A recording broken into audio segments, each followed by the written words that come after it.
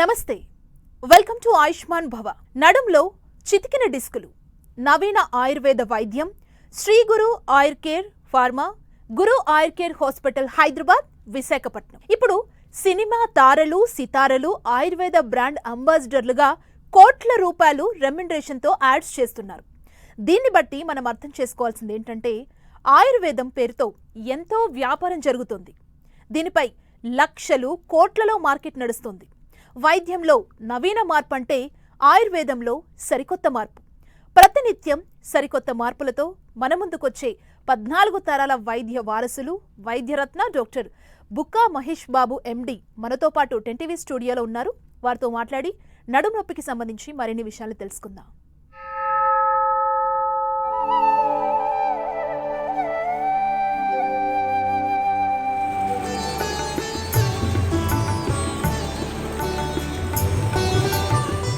నమస్తే డాక్టర్. ఈ నడుము నొప్పిలో డిస్క్ ఇష్యూస్ వస్తాయి, ఈ డిస్క్లో చితుకుతాయి అని అంటారు కదా, అసలు ఇది ప్రాబ్లం దేనికి వస్తుంది?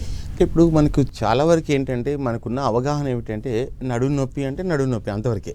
సో నడుము నొప్పిలో ఒకప్పుడు ఏం చేసేవారు, ఎక్స్రే తీసేవారు. ఎక్స్రే తీస్తే నీ ఎముకల్లో అరుగుదల వచ్చింది, నీ బొక్కలు ఇలా అయిపోయాయి, గ్యాప్ వచ్చింది, గ్యాప్ వచ్చినందువల్ల నరాలపైన ఒత్తిడి పెరుగుతుంది, ఇలా చెప్పేవాళ్ళు. సో ఎప్పుడైతే మనకి ఎంఆర్ఐ వచ్చిందో, సో ఎంఆర్ఐ వచ్చిన తర్వాత చాలా లోతైన విషయాలు మనకు వెలుగులోకి వచ్చాయి. So canal stenosis, degenerative disc disease, cord compression, wedge compression, intra articularis fracture, listhesis, spondylolisthesis, retrolisthesis, degeneration, osteophytes, hemangioma, ఇట్లాంటివన్నీ రకరకాలైన పేర్లు మనందరికీ మనం అది చదివితే, ఎంఆర్ఐ రిపోర్ట్ చదివితే మనకు అర్థమవుతుంది.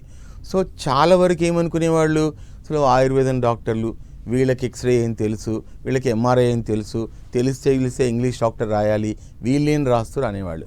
నేను అసలు యాక్చువల్లీ కొన్ని లక్షల రూపాయల విలువైనటువంటి ఎంఆర్ఐలు ఆల్మోస్ట్ ఆల్ 2003, 4, 5, 6, 7, 8 దాకా రాశాను. అప్పట్లో నేను TV9లో ఎక్కువగా వెన్నునొప్పి సమస్యలపైన, నరాల జబ్బులపైన మాట్లాడేవాడిని. సో క్రమంగా ప్రజల్లోకి వచ్చినటువంటి మార్పు ఏమిటి అంటే, సో ఆయుర్వేద వైద్యులు కూడా ఇంగ్లీష్ వైద్యులు లాంటి వాళ్ళే, వాళ్లకు జ్ఞానం ఉంది, వాళ్ళకు కూడా నాలెడ్జ్ సిస్టమ్స్ ఉన్నాయి, వాళ్ళు కూడా విషయాలను అర్థం చేసుకుంటారు అనుకున్నారు. అట్లా అనుకున్న తర్వాత మేము చెప్పేటటువంటి రకరకాల అంశాలు, వాస్తవం చెప్పాలంటే TV9 పుట్టినప్పుడు నా ప్రోగ్రామ్స్ వచ్చేసి 3 నిమిషాలు నా హాస్పిటల్కి వచ్చేసి షూట్ చేసుకునేవాళ్ళు. సో ఎలాగా అంటే, చిన్న మూలికలతోని ఒక 3 నిమిషాలు ఏం మాట్లాడతారో మాట్లాడండి మహేష్ బాబు గారని సో వచ్చేవాళ్ళు. సో TV9 నుంచి ఒక వ్యాను నా హాస్పిటల్కి వచ్చిందంటే చుట్టుపక్కల ప్రాంతాల వాళ్ళంతా, అమ్మో మహేష్ బాబు గారి దగ్గరికి TV9 వ్యాన్ వచ్చేసింది, వాళ్ళందరూ వచ్చారు, షూట్ అవుతుంది అని చాలా గొప్పగా మాట్లాడేవాళ్ళు. అట్లా 3 నిమిషాలు పోయి 7 నిమిషాలు, 5 నిమిషాలు, 15 నిమిషాలు, అరగంట, 22 నిమిషాలు, గంట డిస్కషన్స్, డిబేట్స్, ఇలా ఆల్మోస్ట్ ఆల్ ఈ 20 ఏళ్లలో ఆయుర్వేద వైద్యులు కూడా ఎవరికి కన్నా తక్కువ కాదు, వాళ్ళు కూడా ఈ పోటీలో నిలబడగలిగిన వాళ్ళే అనేటటువంటి విషయం అనేది సుస్పష్టంగా ప్రజల మధ్యలోకి వెళ్ళింది. సో కాబట్టి నడుము నొప్పి అంటే కేవలం నడుము నొప్పిలో ఎన్నెన్ని రకాల వ్యాధులు వస్తాయి, వాటికి చికిత్స ఎలా జరుగుతుంది అనేటటువంటి అనేక అంశాలు 2003-4 నుంచి మొదలెట్టుకుంటే ఇప్పటిదాకా TV9లో షో నడుస్తూనే ఉంది. 20 ఏళ్ల నుంచి షో నడుస్తూనే ఉంది. సో నేను మాట్లాడుతూనే ఉన్నాం. సో నేను మాట్లాడేదానికి కూడా చాలా ప్రపంచవ్యాప్తంగా there is a demand. The other day one of my friend went to Germany. He introduced himself as an Ayurveda doctor there with our Telugu people in Germany. So they asked, do you know Dr. Bukka Mahesh Babu? Immediately he said that I am his classmate. So immediately, sir, what can we do for you? అని అడిగారు.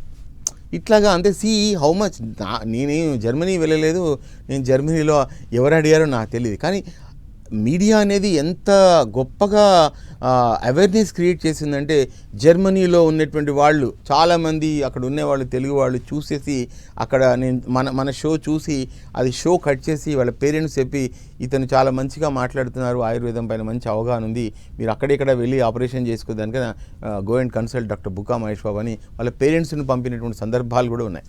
So ఈ రకంగా ఆయుర్వేద వైద్యంలో కూడా వాత వ్యాధుల కింద ఇట్లాంటి రోగాల గురించి వివరించడం జరిగింది. So Ayurveda is not less than to any system of medicine in the world.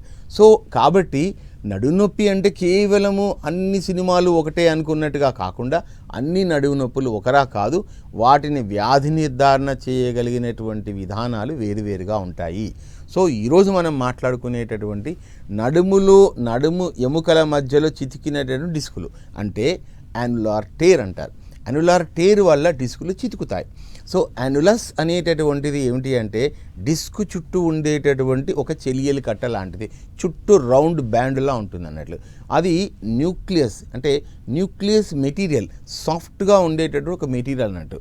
మనం ఎప్పుడే కానీ ఒక చేపని కానీ దేని కానీ డిసెక్షన్ చేసి చూసినా కూడా వాటి వెన్నెముకల మధ్యలో కూడా డిస్కులు ఉంటాయి. అవి కూడా ఎంత మృదువుగా అంటే ఒక ఏమిటంటే ఒక పూస అనేటివి ఎట్లా ఉంటుంది, వెన్నుపూసలు ఎలా ఉంటాయంటే అవి చాలా సాఫ్ట్గా ఉండి కిందగా కుషనింగ్ ఇచ్చేటటువంటి మెథడ్స్ ఉంటాయి అన్నట్లు. ఆ కుషనింగ్గా ఉండేదని న్యూక్లియస్ మెటీరియల్ అంటారు. ఆ దాని చుట్టూ ఉండేటటువంటి రక్షణ వలయం ఏదైతే ఉంటుందో అది యాన్యులస్ అనేటటువంటి ఒక రబ్బర్ బ్యాండ్ లాంటిది. అది చితికిపోవడం వల్ల డిస్క్ అనేటటువంటి ఇన్వారబుల్గా బయటకు వచ్చేసి వెన్నుపాము పై పొరలపైన అక్కడి నుంచి విడుదలయ్యేటువంటి నరాలపైన ఒత్తిడి కలగజేయడం వల్ల వచ్చేటటువంటి ఇబ్బందిని యాన్యులార్ టేర్ అంటారు. సో ఎందువల్ల నడుము నొప్పి వచ్చిందంటే యాన్యులార్ టేర్ వల్ల వచ్చింది. సో సైన్స్ అండ్ టెక్నాలజీ మారుతున్న కొద్దీ వైద్యం కొత్త పుంతలు తొక్కుతుంది అని ఎలా చెప్తారో ఆయుర్వేద వైద్యం కూడా నూతన పోకడలను సంతరించుకొని కొత్త పుంకలు తొక్కుతుంది అని చెప్పడానికి ఇది ఒక కారణం. యాన్యులార్ టేర్ ఇంగ్లీష్ వైద్యుడు ఒకటే కాదు, మేము కూడా చెప్పగలం. It is only a technology. ఒకప్పుడు ఎక్స్రే ఉండేది, ఎక్స్రే ఇవన్నీ చెప్పలేదు. ఎక్స్రే కావాలంటే ఫ్రాక్చర్ను చెప్పగలదు, డిస్క్ ప్రొలాప్స్ను కొంత మేరకు చూపించగలదు, కెనాల్ స్టెనోసిస్ వచ్చిందని చెప్పగలదు. సో కానీ ఎంఆర్ఐ అనేది లోతట్టు విషయాలను తెలియజేయగలుగుతుంది. కాబట్టే యాన్యులార్ టేర్ అనేటటువంటిది ఎలా ఉంటుందో నేను ప్రేక్షకులకు వివరించాను. సో కాబట్టి నడుము నొప్పి రావడానికి అనేక కారణాలలో ఇది ఒకటి. డాక్టర్ గారు, అంటే ఏ లక్షణాల ద్వారా మనం గుర్తించవచ్చు ఈ డిస్క్ ఇష్యూస్ని? ఇక్కడ డిస్క్ ఇష్యూస్ అంటే ఒక్కొక్కటి ఒక్కొక్క లక్షణం. ఒకసారి ఒక క్రిస్టియన్ ఫాదర్ నా దగ్గరికి వచ్చేసేసి ఆయన తన స్టోరీ మొదలెట్టాడు. చెప్తూ ఉండి నేను నడుస్తూ ఉంటే నా పాదం అనేది దూదిపైన నడుస్తున్నట్టుగా ఉంది, ఒక్కొక్కసారి కింద కూలబడుతున్నట్టుగా ఉంది. కాబట్టి నేను ఎప్పుడు మెట్లు ఎక్కినా కానీ పక్కన స్టేర్ కేస్ పట్టుకొని నడుస్తున్నాను అని 3 సార్లు చెప్పాను. నేను వెంటనే చెప్పింది ఏంటంటే, sir your problem is cervical card compression అని కళ్ళు మూసుకొని చెప్పాను. ఆయన ఏడ్చేశాడు. ఏంటి సార్, నా రిపోర్ట్లో ఉండేటటువంటి డయాగ్నోసిస్ ఏది ఉందో మీరు చెప్పేశారు, నేను చెప్తూ ఉంటే అన్నాడు. సో మనం ఆకాశము మేఘావృతం అవుతుంది, గాలి వీస్తూ ఉంటుంది, ఉక్క పోస్తూ ఉంది, తుమ్మెదలు వస్తూ ఉన్నాయి.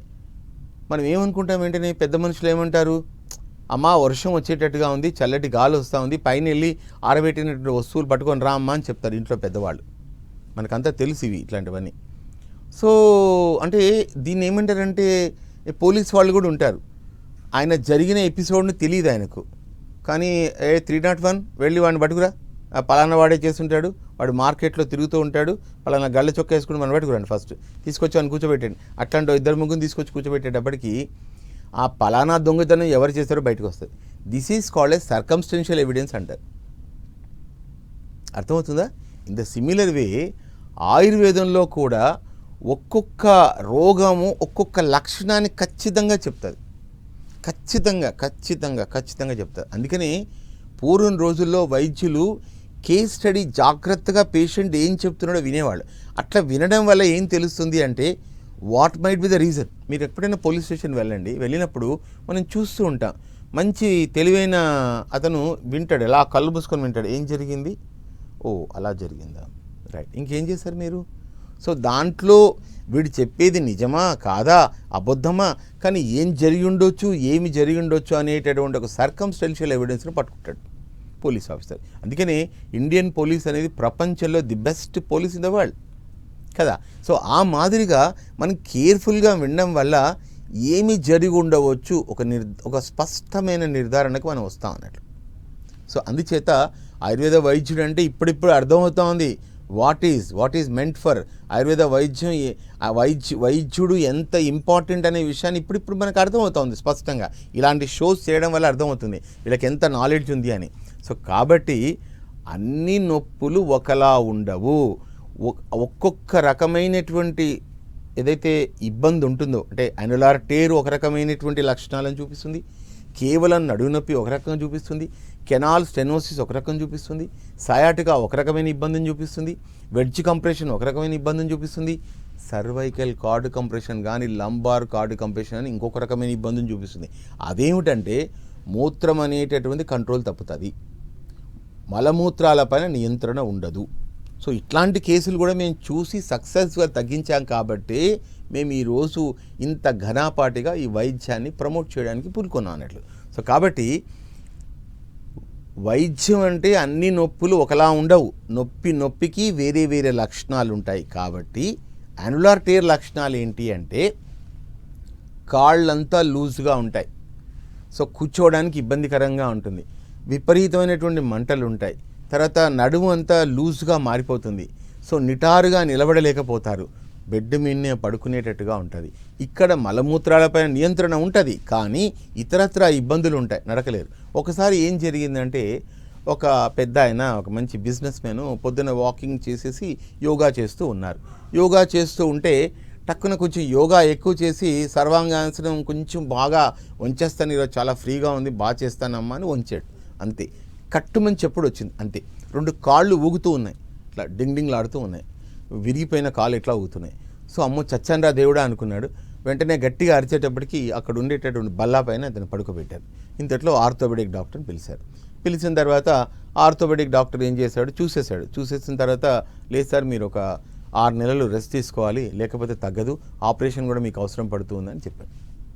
వెంటనే వాళ్ళ బావమరిది ఏం చేశారంటే నన్ను పట్టుకుపోయాడు ఆయన చూపించడానికి, తీసుకుపోయారు. సో ఈ స్టోరీ నేను మళ్ళీ ఎండ్లో చెప్తాను, అక్కడ దాకా ఫాలో అవ్వండి. ఇది కేవలం లక్షణాల కోసం మాత్రమే చెప్పాను, ఇది తర్వాత చెప్తాను కేస్ స్టడీ. సో జాగ్రత్తగా ఫాలో అవుతూ ఉండండి, జాగ్రత్తగా వినండి. డాక్టర్, అంటే ఈ చితికిన డిస్కులు ట్రీట్మెంట్ తర్వాత అతుక్కుంటాయా? ఇప్పుడు చితికిన డిస్కులు అని కాదు, ఇక్కడ చితికిన డిస్క్ ఎందుకు చితికింది, దాని చుట్టూ ఉన్న రక్షణ వలయంలో ఫిషర్స్ వచ్చాయి. యాన్యులార్ ఫిషర్ అంటారు, యాన్యులార్ టేర్ అంటారు. ఫిషర్ కాస్త ఇప్పుడు ఏదైనా గుడ్డ పైన ఘాటు పడింది అనుకోండి, సో నెమ్మదిగా ఘాటు పడి పట్టుమంది పగిలిపోతుంది, ఒకరోజు కూర్చున్నా నిలబడ్డా చేసినా కానీ. అట్లానే యాన్యులార్ ఫిషర్స్ అనేవి టేర్ కిందికి మారుతాయి. ఈ టేర్ కిందికి మారినప్పుడు లోపల ఉన్నటువంటి డిస్కులు అంతా బయటకు వస్తాయి. దీన్ని చెదిరినటువంటి డిస్కులు అని అంటారు. సో కాబట్టి ఈ చెదిరినటువంటి డిస్కులు మళ్ళీ చుట్టూ ఉన్న రక్షణ వలయం అనేది దగ్గరికి వచ్చి ఇలా అతుకుపోతే డిస్క్ అనేది లోపలికి పోతుంది అన్నట్లు. సో కాబట్టి చెదిరిన డిస్కులు లోపలికి పోతాయి. అట్లా పోవడానికి ఎన్నో కొన్ని వేల రకాల కేసులు చూడడం జరిగింది, రికార్డ్ చేయడం జరిగింది. కాబట్టి చెదిరిన డిస్కులు కూడా లోపలికి వెళ్తాయి. ఒకసారి ఒక పెద్ద ఆయన ఇలాగా వాళ్ళ పిల్లవాడి అయ్యప్ప మాల వేసుకున్నప్పుడు ఆయన ఇంటికి వచ్చారు. ఇంటికి వచ్చిన తర్వాత ఆయనకి ఒక విచిత్రమైన అలవాటు ఉంది, తిన్న తర్వాత తూలుడు వస్తుంది, బాగా నిద్ర వస్తుంది ఆయనకు. సో ఆయన కొత్త కుర్చీ ఇచ్చారంటే నాన్న ఇందులో కూర్చోమని అన్నారు. పాప ఆయన కూర్చొని టీవీ చూస్తూ ఉన్నాడు, నిద్ర వచ్చింది. ముందుకు తూలి ముందుకు పడిపోతానే అనుకుని వెనక్కి అన్నాడు, డబ్బని వెనక్కి పడిపోయాడు ఆయన. పడిపోతే మెడకు బలమైన గాయం తగిలింది. సో అక్కడ ఉండేటటువంటి డిస్కులన్నీ కూడా బలమైన ఒత్తిడి తగలడం వల్ల డిస్కులన్నీ మొత్తం చితికి C3 నుంచి C7 వరకు ఆ మెటీరియల్ అంతా కెనాల్ లోపలికి వచ్చేసింది, సర్వైకల్ కెనాల్లోకి. వెంటనే 2 కాళ్ళు 2 చేతులు పడిపోయి యూరిన్ పైన కంట్రోల్ పోయింది. 2000లో తీసుకొని వచ్చాను నా దగ్గరికి.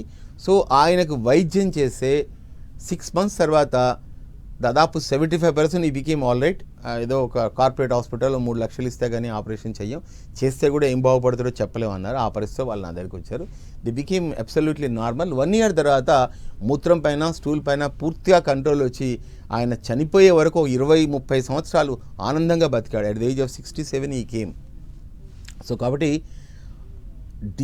చెదిరిన డిస్కులు కూడా ఆయుర్వేద వైద్యం ద్వారా అవి నార్మల్ స్వస్థానంలోకి వెళ్తాయి, వాటిని పీకి పందిరి వేయవలసిన అవసరం లేదు. కాబట్టి ఈ లక్షణాలు ఉంటాయి. ఈ లక్షణాలు స్పష్టంగా చెప్పలేను కాబట్టి 2 కేసులలోని అంశాలను తీసుకొని చెప్పడం జరిగింది. డాక్టర్ గారు, అంటే వీటిని ఎందుకు అల్లోపతిలో తొలగిస్తారు, రీజన్ ఏంటి? సో వాళ్ళదంతా ఒక మెథడాలజీ అండి, అది యూరోపియన్ మెథడాలజీ. వాళ్ళు ఏంటంటే ఇవి చితికినటువంటి అన్నమాట తీసేయాలి. తోక పెరిగితే కోసేయాలి. ఆయుర్వేదంలో కూడా ఆయుర్వేదంలో వాళ్ళు ఏం చెప్తారో మాకు తెలియదు, కానీ ఇక్కడ చితికిన డిస్క్లను తొలగించాలి, అవి ఉంటే కుళ్ళిపోతాయి, ఇన్ఫెక్షన్ వస్తుంది, ఇన్ఫెక్షన్ వస్తే మనిషికి ప్రమాదం, ఇట్లా ఇట్లా ఇట్లా కథ అల్లుతారు అన్నట్లు. సో మా 30 సంవత్సరాల అనుభవంలో ఇలా చెదిరిన డిస్కులు కొన్ని వేలుగా తగ్గాయి. నేను కావాలంటే స్టూడియోకి తీసుకొచ్చి కూర్చోబెట్టి మాట్లాడిస్తాను. TV9లో అలా చేయడం జరిగింది. ఇందాక మొదట చెప్పినటువంటి కేస్ స్టడీ అతను TV9 స్టూడియోలో కూర్చొని మాట్లాడారు. ఈవెన్ టుడే దాదాపు 2010లో ట్రీట్మెంట్ జరిగితే 23 ఆల్మోస్ట్ 13 సంవత్సరాల తర్వాత కూడా ఈజ్ అబ్సల్యూట్లీ నార్మల్. అక్కడ ఉండేటటువంటి ఆయన మిత్రుడైనటువంటి అలోపతిక్ ఆర్థోపెడిక్ డాక్టర్ కూడా ముక్కు మీద వేలేసుకున్నాడు. ఆయుర్వేదం పనిచేస్తుందని చాలామంది ఫేమస్ అలోపతిక్ వైద్యులందరికీ కూడా స్పష్టంగా సుస్పష్టంగా వాళ్ళందరికీ తెలిసింది. సో కాబట్టి వాళ్ళు చెప్పేటటువంటి మాటలకు అర్థాలు వేరు. వాళ్ళకు యూరోపియన్ మెథడాలజీలో భాగంగా సర్జరీలు చేస్తున్నారు, కానీ ఇండియన్ మెథడాలజీ ప్రకారంగా అయితే వాళ్ళకు తెలుసు సర్జరీలు అవసరం లేకుండా ఆయుర్వేదంలో తగ్గుతున్నాయన్న విషయం. ఓకే డాక్టర్, అంటే తొలగించిన డిస్క్లో మళ్ళీ వచ్చే ఛాన్స్ ఉంటుందా, వస్తాయా? ఇప్పుడు ఓ పన్ను పీకితే పన్ను అయితే పెరగట్లేదు కదా, మనం చూస్తూనే ఉన్నాం. దానికి ఏంటి, ఓ జపనీసు ఒక సిరమిక్ పన్ను పెట్టుకోవాల్సి వస్తుంది. అవైనా కానీ నార్మల్ పన్నుతో సమానంగా ఉండట్లేదు. సో కాబట్టి శరీరంలో ఏది తొలగించినా కానీ మళ్ళీ నార్మల్గా అది వచ్చే ప్రసక్తి లేదు. కాబట్టి ఉన్నదాన్ని మనం జాగ్రత్తగా రిపేర్ చేసుకోవడానికి మళ్ళీ ముందు దానిలాగా పనిచేయడానికి ఆయుర్వేద వైద్యం పనిచేస్తుంది, కానీ తొలగించిన తర్వాత మాత్రం అది మళ్ళీ వచ్చే ప్రసక్తి లేదు. ఇంకో విషయం చెప్తున్నా. ఒకసారి ఒక అమ్మాయి వచ్చింది నా దగ్గర వైద్యం చేసుకో. ఆమెకి ఏంటంటే మెడ ప్రాంతంలో చేయి తగిలితే చాలు డుమ్మని పడిపోతుంది, బస్సులో చేయి తగిలినా చాలు డుమ్మని పడిపోతుంది ఆమె. సో అట్లాంటి పరిస్థితులలో నా దగ్గరికి వచ్చి వైద్యం చేసుకుంది. ఆమెకి ఏంటంటే చెన్నైలో ఒక ఫేమస్ న్యూరో సర్జను ఒక ప్లాస్టిక్ మెటీరియల్ పెట్టారు అక్కడ డిస్కుల మధ్య లోపల. ఆ ప్లాస్టిక్ మెటీరియల్ పెట్టారు. అట్లాంటి మెటీరియల్ పెట్టినా కానీ ఏమీ లాభం జరగలేదు. ఆమెకు నేను అట్ ద ఏజ్ ఆఫ్ 33 నేను వైద్యం చేశాను. ఇప్పుడు అమెరికాలో ఉంది ఆమె. నౌ షీ ఈజ్ అరౌండ్ 55 అన్నట్లు. అయినా కూడా చేసిన వైద్యం తాలూకు లక్షణాలు అలా ఉన్నాయి. ఇప్పుడు కళ్ళు తిరగట్లేదు, కళ్ళు తిరిగి పడిపోవట్లేదు. ఆయుర్వేద వైద్యం ద్వారా షీ బికేమ్ అబ్సల్యూట్లీ నార్మల్. నేను మీకు 3 చెప్పాను ఇందాక. యాన్యులార్ టేర్ చెప్పి కాళ్ళు లూజ్ అయిపోయినటువంటిది చెప్పాను.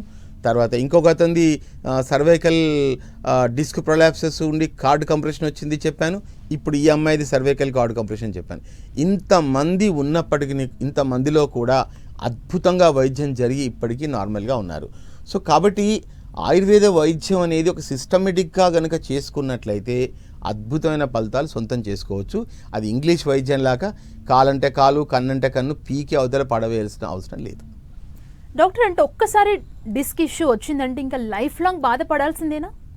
ఇప్పుడు డిస్క్ ఇష్యూ వచ్చిందంటే వాళ్ళ థియరీ ప్రకారంగా అయితే, అలోపతి థియరీ ప్రకారంగా అయితే సో లైఫ్ లాంగ్ బాధపడవలసిందే. ఇప్పుడు నేను చూస్తున్నాం కదా. సో ప్రతిదానికి సర్జరీ, ప్రతిదానికి మాట్లాడితే సర్జరీ. ఇప్పుడు ఈవెన్ ఇంక్లూడింగ్ వెడ్జ్ కంప్రెషన్ విషయంలో కూడా ఏదైనా యాక్సిడెంట్ అయిపోయి వెడ్జ్ కంప్రెషన్ చేసినా కూడా వాళ్ళు పట్టీలు పెట్టేస్తే తప్ప బోన్ అతుకుతుందో లేదో కూడా చెప్పలేకపోతున్నారు. అట్లాంటి కండిషన్స్లో కూడా సో బ్రహ్మాండంగా పనిచేసినటువంటి సందర్భాలు ఆయుర్వేదంలో ఉన్నాయి. కాకపోతే ఆయుర్వేద వైద్యులకు కూడా మన సమయం ఇవ్వాలి, వాళ్ళను మనం నిలబెట్టుకోవాలి, వాళ్ళను మనం కాపాడుకోవాలి. ఆ సిస్టమ్ను నిలబెట్టుకోవాలంటే ప్రజలు కూడా ఇతోధికంగా ఆయుర్వేద వైద్యులను వెళ్ళాలి, వాళ్ళ దగ్గరికి వెళ్ళి చూయించుకోవాలి. ఏదో ప్రైమరీ కండిషన్స్ ఏంటి, అక్యూటు, సబ్ అక్యూటు, తర్వాత మరీ క్రానిక్ అయిపోయిన తర్వాత ఆయుర్వేద వైద్యుడు కనిపిస్తున్నాడు. కొంచెం ముందస్తుగా వెళ్ళినట్లయితే తొందరగా ఇంకా మంచి వైద్యం పొందొచ్చు.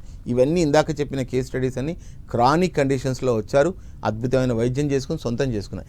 ఇట్లా చెప్పినా కూడా ఒకప్పుడు నమ్మేవాళ్ళు కాదు, ఇప్పుడు నమ్ముతున్నారు, సీరియస్గా నమ్ముతున్నారు. ఆయుర్వేద వైద్యులను నమ్ముతున్నారు, ఆయుర్వేద వైద్యులను చెప్పిన మాట కూడా తూచా తప్ప కూడా వింటున్నారు. అందువల్లే ఫలితాలు అందరికీ దొరుకుతూ ఉన్నాయి. డాక్టర్ గారు, అంటే ఇంత అద్భుతమైన ఈ ఆయుర్వేద వైద్యం ఇప్పుడిప్పుడే ఎందుకు వెలుగులోకి వస్తుంది? ఇప్పుడు నా దగ్గరికి చదువుకోవడానికి ఇంగ్లీష్ వైద్యులు కూడా వస్తున్నారండి. నేను ఈ మధ్య కంటిన్యూ మెడికల్ ఎడ్యుకేషన్ అని స్టార్ట్ చేశాను. ఒక 5-6 మంది డాక్టర్స్ వస్తున్నారు. నా దగ్గరికి వచ్చిన సందర్భం నుంచి ఈ రోజు వరకు తీసుకుంటే ఈ 4-5 మంత్స్లోనే వాళ్ళ ప్రాక్టీస్లో 25% పెరిగింది, వాళ్ళ యొక్క టర్న్ ఓవర్ పెరిగింది. సో చాలా హ్యాపీగా ఫీల్ అవుతున్నారు. నా అనుభవాలన్నీ చెప్తూ ఉన్నాను. ఏం చేసుకుంటామండి, అనుభవం అంతా వెంట తీసుకొని పోలేం కదా. మా ముందు తరాల వాళ్ళంతా కూడా ఏంటంటే గుడుగుడు కొంచెం గున్నారాగం, పాముల పట్టే పడిగా రాగం అంటూ వాళ్ళ వరకే వాళ్ళు ఆట ఆడుకుంటూ వచ్చేసారు. చివరికి ఓ దశ వచ్చిన తర్వాత ఎవరికీ కాకుండా పోయింది ఆయుర్వేద వైద్యం. కాబట్టి మేము చూసిన ఫలితాలు, మేము పొందినటువంటి వైద్యాలు అందరూ చేసుకోవడం కోసం అంటూ మేమేం చేసామంటే ఒక కంటిన్యూ మెడికల్ ఎడ్యుకేషన్ స్టార్ట్ చేసాము. సో అందులో ఆయుర్వేద వైద్యులే కాదు, ఇప్పుడు ఇంగ్లీష్ వైద్యులు కూడా నా దగ్గర రావడానికి కుతూహలంతో ఉన్నారు. ఒక డాక్టర్ అన్నారు, మీరు రాత్రి 10 గంటలకు మేము అపాయింట్మెంట్ ఇచ్చినా కూడా మీ దగ్గరకు వచ్చి మేము ఆయుర్వేద వైద్యం నేర్చుకోవడానికి సిద్ధంగా ఉన్నామని ఓ సర్జన్ ఇటీవల నాకు ఫోన్ చేసి మాట్లాడారు. దీన్ని బట్టి ప్రజలు కూడా అర్థం చేసుకోవాల్సింది ఏంటంటే ఇంగ్లీష్ల వైద్యుల యొక్క డైరెక్షన్స్ మారుతూ ఉన్నాయి. అలోపతి ఫార్మస్యూటికల్ కంపెనీస్ అనేటటువంటి వాళ్ళు ఇప్పుడు ఆలోచిస్తున్నారు, ఎందుకురా బాబు ఈ ఆయుర్వేద వైద్యాన్ని ఈస్ట్ ఇండియా కంపెనీ తూష్ణీకరించి బయటపెట్టింది. అది ఇప్పుడు శరవేగంతో ఎట్లాంటిదంటే నవనవోన్మేషంతో మర్రి చెట్టు శాఖోపశాఖలుగా విస్తరించినట్టుగా అది విస్తరిస్తుంది. నేను చెప్తున్నాను, మరొకసారి చెప్తూ ఉన్నాను, ఈసారి జరిపినటువంటి ది ఆయుర్వేద డే అనేది దాదాపు ప్రపంచవ్యాప్తంగా ధన్వంతరి డే సెలబ్రేషన్స్ 150 దేశాలు జరుపుకున్నాయి.